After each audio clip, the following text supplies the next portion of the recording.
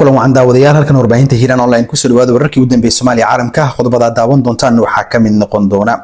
madaxweynaha maamulka Hirshabelle Cali Guudlaawe Xuseen ayaa maanta xilka qaadis ku sameeyay gudoomiyihii maamulka gobolka Hiiraan Muuse Salaad Weheliye wareegta ka soo baxday xafiiska madaxweyne Guudlaawe ayaa gudoomiyaha cusub ee maamulka gobolka Hiiraan waxaa loogu magacaabay Maxamed Carab Xuseen Maxamed agaasimaha warfaafinta xiriirka bulshada madaxtooyada Hirshabelle Maxamed Shuriir Nuur ayaa warbaahinta u faahfaahiyay wareegtada ayaa sheegay in magacaabista gudoomiyaha cusub ay ku timid soo jeedinta ka timid madaxweyne ku-xigeenka maamulka Hirshabelle Yuusuf Axmed Hagar Dabageed gudoomiyaha cusub ee gobolka Hiiraan ayaa horey u soo noqday gudoomiyihii guddigiisa xulista xildhibaanada baarlamaanka federaalka Soomaaliya ee deegaan doorashadiisu ahayd Hirshabelle sanadkii 2022 magacaabista gudoomiyaha cusub ayaa sidoo kale ku soo aadaysa iyadoo toddobaadyadii la soo dhaafay oo khilaaf culus uu ka dhaxeeyay gudoomiyaha xilka laga qaaday Muuse Salaad Weheliye iyo madaxweyne ku-xigeenka maamulka Hirshabelle Yuusuf Axmed Hagar Dabageed oo la sheegay in khilaafkaasi uu ahaa mid muddo soo jiitamayay khilaafkan sabab xilka qaadista lagu sameeyay Salaad Weheliye ayaa ka dhashay isqabqabsi dhanka canshuurta laga qaado garoonka diyaaradaha Ugaas Khaliif ee magaalada Beledweyne oo u dhaxeeyay isaga iyo madaxweyne ku-xigeenka Hirshabelle Yuusuf Axmed Hagar Dabageed lama oga go'aanka rasmiga ah uu qaadan doono gudoomiyaha xilka qaadista lagu sameeyay maadaama sida horey marar badan u dhacday gudoomiyaal xilka qaadis lagu sameeyay ay ka soo horjeesteen in xilka laga qaado waxaana xusid mudan in Hirshabelle aysan awood badan ku lahayn deegaanada gobolka Hiiraan madaxweynaha maamulka Puntland Siciid Cabdullaahi Deni ayaa qirtay in maamulkiisu uu dayacay ka hortaga ururka Daacish taas oo sababtay in kooxda sanadihii dambe ay awood ballaaran ku yeelato deegaanada buuraha Calmiskaad iyo deegaanada kale Puntland madaxweyne Deni ayaa sheegay in kumanaan xubnood oo ajaanib ah kuwaas oo uu tilmaamay dambiilayaal iyo qaatiliin ay si sahlan uga soo degeen xuduudaha dekedaha iyo garoomada diyaaradaha isla markaana ay adoonsi iyo caburin ku hayeen shacabka ku nool deegaanada maamulka Puntland Deni ayaa sidoo kale sheegay in Puntland ay dhisayso ciidamo boolis ah oo si wanaagsan u qalabeysan kuwaas oo ilaalin doona garoomada iyo meelaha laga soo galo Puntland si looga hortago in xubno kale oo argagixisaha ay soo galaan deegaanadeeda waxa uu intaasi ku daray in muddo sanad ah ay ciidamada Puntland dagaal kula jiraan ururka Daacish isla markaana ay ku guuleysteen inay wiiqaan awoodda dhaqaale iyo ciidan iyadoona xusay in maamulkaasi uu marayo gabagabo laguna wado in diiradda lagu saarayo howlgalka caalamiga si looga xoreeyo cadow kasta uu sheegay inay ku soo duuleen deegaanada Puntland gaar ahaan kuwa argagixisada ah mudanayaasha golaha shacabka ee baarlamaanka Soomaaliya xarunta golaha shacabka ku yeeshay kala fadhiga toddobaad kulankiisii lixaad kuwaas oo shir gudoominaya gudoomiyaha golaha shacabka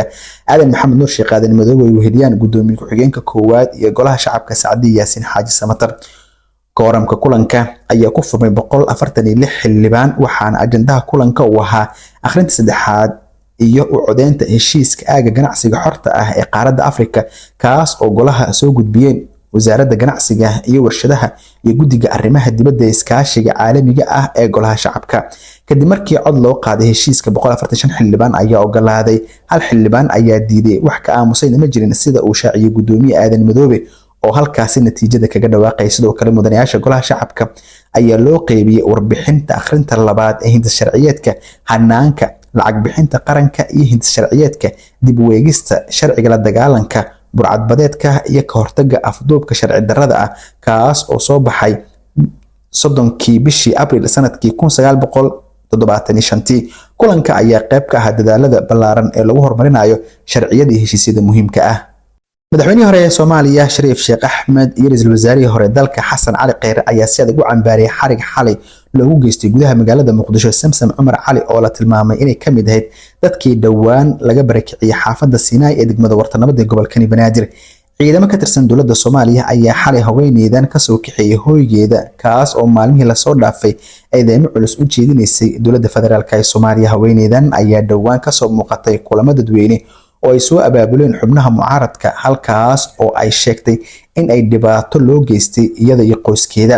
xariga haweeneydan ayaa saacado kadib si adag uga dhaliiliyay dowladda xubnaha mucaaradka oo qoraal kala duwan soo saaray xariga haweeneydan madaxweynaha hore Soomaaliya Shariif Sheekh Axmed ayaa qoraal uu soo saaray xarigan haweeneydan ku tilmaamay afduub isagoo sheegay inuu sii kordhayo tacadiga ka socda magaalada Muqdisho oo ay dowladdu kula kacayso shacabka Soomaaliyeed dhinaca kale ra'iisul wasaarihii hore Soomaaliya Xasan Cali Kheyre ayaa isna soo saaray qoraal uu ku cambaareynaya xariga Samsam Cumar Cali. waxa uu ugu baaqay dowladda inay si degdeg ah u sii deyso Samsam Cumar Cali oo uu ku tilmaamay xarigeeda inuu yahay mid sharci darro ah.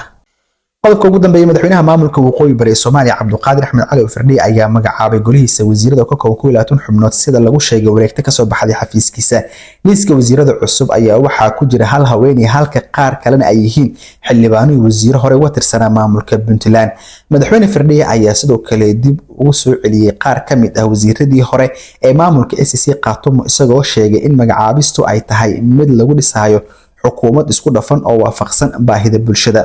weli lama magacaabin wasiir ku-xigeenadii wasiiru dowlayaasha maamulka waxaana la filayaa in lagu dhawaaqo maalmaha soo socda ka hor magacaabista golaha wasiirada madaxweyne Firdhi madaxweyne ku-xigeenka Abaan Cabdirashiid ayaa isku khilaafay saami qaybsiga golaha xukuumadda inkastoo markii dambe xal laga gaaray. guud ahaan daawadayaal waa inaga intaa wararkii waad kala socoteen warbaahinta Hiiraan Online nabadiyo warsan.